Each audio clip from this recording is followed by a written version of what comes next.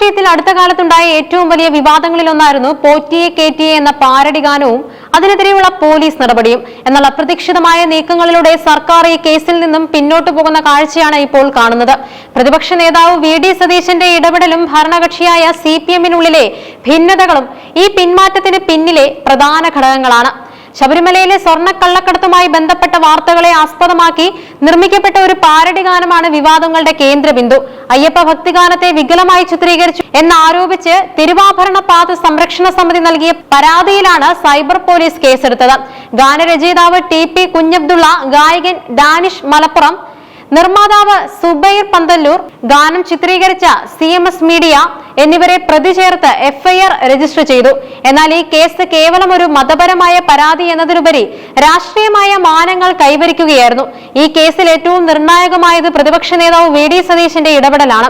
ആവിഷ്കാര സ്വാതന്ത്ര്യത്തിന്മേലുള്ള കടന്നുകയറ്റമാണിതെന്ന് ആരോപിച്ച അദ്ദേഹം social media ഭീമനായ മെറ്റയ്ക്ക് നേരിട്ട് കത്തയച്ചു. കോടതിയുടെ വ്യക്തമായ ഉത്തരവോ നിർദ്ദേശമോ ഇല്ലാതെ ഈ ഗാനത്തിന്റെ ലിങ്കുകൾ നീക്കം ചെയ്യരുതെന്ന് അദ്ദേഹം കത്തിൽ ആവശ്യപ്പെട്ടു. സുപ്രീം കോടതി വിധി പ്രകാരം നിയമം ലംഘിക്കാത്ത തരത്തിലുള്ള സംസാര സ്വാതന്ത്ര്യം ഏതൊരു പൗരനും ഉണ്ടെന്ന് അദ്ദേഹം ചൂണ്ടിക്കാട്ടി.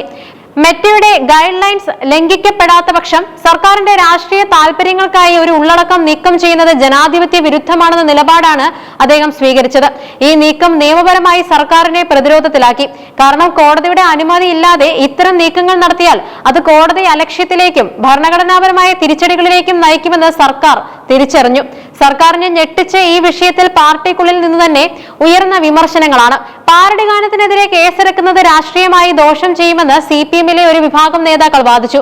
മലബാർ മേഖലയിലടക്കം ഈ പാട്ട് വലിയ രീതിയിൽ വൈറലായിരുന്നു. പാട്ട് പിൻവലിപ്പിക്കാൻ ശ്രമിക്കുന്നത് സർക്കാരിന്റെ ഭയമായി ജനങ്ങൾ വിലയിരുത്തുമെന്നും ഇത് വരാനിരിക്കുന്ന തെരഞ്ഞെടുപ്പുകളിൽ തിരിച്ചടിയാകുമെന്നും നേതാക്കൾ ചൂണ്ടിക്കാട്ടി. മാത്രമല്ല, ഇടതുമുന്നണിയിലെ പ്രധാന ഘടകകക്ഷിയായ CPI-യും ഈ കേസിനോട് യോജിച്ചില്ല. ആവിഷ്കാര സ്വാതന്ത്ര്യത്തിന് പ്രാധാന്യം നൽകുന്ന ഒരു മുന്നണി എന്ന നിലയിൽ പാരഡി ഗാനത്തിനെതിരെ ക്രിമിനൽ കേസെടുക്കുന്നത് ഉചിതമല്ലെന്ന നിലപാടാണ് അവർ സ്വീകരിച്ചത്. ഇതോടെ മുന്നണിക്കുള്ളിലും പാർട്ടിക്കുള്ളിലും സർക്കാർ ഒറ്റപ്പെട്ടു. വിമർശനങ്ങൾ ശക്തമായതോടെ ക്രമസമാധാന ചുമതലയുള്ള ADGP തിരുവനന്തപുരം സിറ്റി സൈബർ പോലീസിന് പുതിയ നിർദ്ദേശങ്ങൾ നൽകി. നിലവിൽ രജിസ്റ്റർ ചെയ്ത കേസിൽ കടുത്ത നടപടികൾ വേണ്ടെന്നാണ് തീരുമാനം. ഇതിന്റെ പ്രധാന വശങ്ങൾ ഇവയാണ്: പ്രതി ചേർക്കപ്പെട്ടവരെ ചോദ്യം ചെയ്യുന്നതടക്കമുള്ള പ്രാഥമിക നടപടികൾ മാത്രമേ ഉണ്ടാകൂ. അറസ്റ്റ് പോലുള്ള നടപടികളിലേക്ക് പോലീസ് കടക്കില്ല. പാരഡി ഗാനം നീക്കം ചെയ്യാൻ ആവശ്യപ്പെട്ട് മെറ്റയ്ക്കോ യൂട്യൂബിനോ കത്ത് നൽകേണ്ടതില്ലെന്നും പോലീസ് തീരുമാനിച്ചു. കൃത്യമായ തെളിവുകളുടെ അഭാവത്തിൽ കേസ് കോടതിയിൽ പരാജയപ്പെടാൻ സാധ്യതയുള്ളതിനാൽ ഭാവിയിൽ ഇത് എഴുതിത്തള്ളാനാണ് നീക്കം. പാട്ടിനൊപ്പം മുഖ്യമന്ത്രിയുടെ ചിത്രം ചേർത്തതിൽ ഗൂഢാലോചന സംശയിച്ചിരുന്നെങ്കിലും ഇത് വലിയൊരു കുറ്റമായി കോടതിയിൽ തെളിയിക്കാൻ പ്രയാസമാണെന്നും പോലീസ് വിലയിരുത്തുന്നുണ്ട്. ഈ സംഭവം കേരള രാഷ്ട്രീയത്തിൽ വലിയ ചർച്ചകൾക്കാണ് വഴിമരുന്നിട്ടത്. പ്രതിപക്ഷം ഇതിനെ ആവിഷ്കാര സ്വാതന്ത്ര്യത്തിന്മേലുള്ള വിജയമായി ആഘോഷിക്കുന്നുണ്ട്. സർക്കാരിനെ സംബന്ധിച്ചിടത്തോളം ഇത് ഒരു രാഷ്ട്രീയ തിരിച്ചടിയാണ്. പോലീസിനെ ഉപയോഗിച്ച് രാഷ്ട്രീയ എതിരാളികളെ നേരിടാൻ ശ്രമിച്ചുവെന്ന ആക്ഷേപം ഇതോടെ ശക്തമായി. തദ്ദേശ സ്വയംഭരണ തെരഞ്ഞെടുപ്പ് അടുത്തിരിക്കുന്ന സാഹചര്യത്തിൽ ഇത്തരം വിവാദങ്ങൾ ഭരണകക്ഷികൾക്ക് വലിയ വെല്ലുവിളിയാണ് ഉയർത്തുന്നത്. അയ്യപ്പ ഭക്തിഗാനത്തെ അവഹേളിച്ചുവെന്ന പരാതിയിൽ ഇപ്പോഴും ഉറച്ചു നിൽക്കുകയാണ് പരാതിക്കാരായ തിരുവാഭരണ പാത സംരക്ഷണ സമിതി.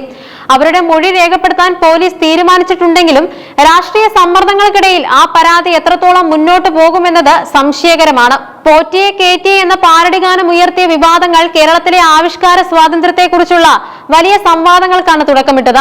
പോലീസിനെ ഉപയോഗിച്ച് വിമർശനങ്ങളെ അടിച്ചമർത്താൻ ശ്രമിക്കുന്നത് പലപ്പോഴും തിരിച്ചടിക്കുമെന്ന പാഠമാണ് ഈ സംഭവം നൽകുന്നത്. വി.ഡി. സതീശന്റെ കൃത്യസമയത്തുള്ള ഇടപെടലും ഭരണപക്ഷത്തെ ആഭ്യന്തര കലഹങ്ങളും ചേർന്ന ഒരു വലിയ നിയമ പോരാട്ടത്തിന് വിരാമമിട്ടിരിക്കുകയാണ്. എങ്കിലും വരും ദിവസങ്ങളിൽ സോഷ്യൽ മീഡിയയിലെ രാഷ്ട്രീയ വിമർശനങ്ങളും അതിനോടുള്ള സർക്കാരിന്റെ സമീപനവും കൂടുതൽ നിരീക്ഷണത്തിന് വിധേയമാകുമെന്നതിൽ തർക്കമില്ല.